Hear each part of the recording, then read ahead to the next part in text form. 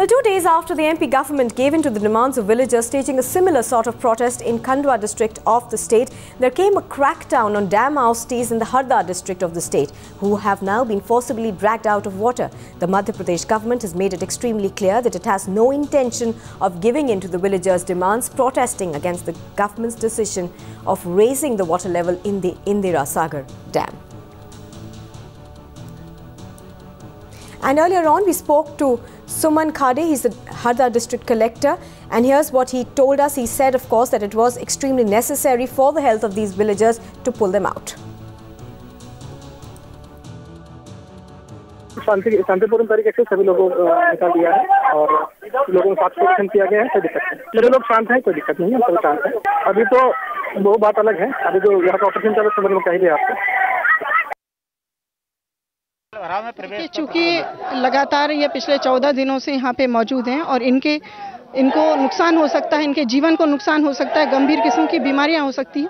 अतः हमें इनके सुरक्षा को, इनके जीवन के अमूल्य जीवन को बचाने के लिए हमें इस तरह का निर्णय लेना पड़ा है और हमने उनको गिरफ्तारी देने के लिए बोला है। The water level should be reduced to 260.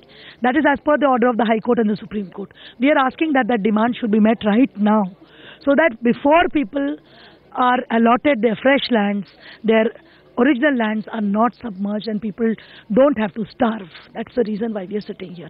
We also have demands for the landless 2.5 lakh grant. But the first demand, the bottom line is that the water level has to be decreased to 260. So Shivas Chitrupa who had made very much clear that until and unless the state government properly rehabilitate all these villagers and provide them land for land, no increment in the water level should be made in the Indira Sagar dam.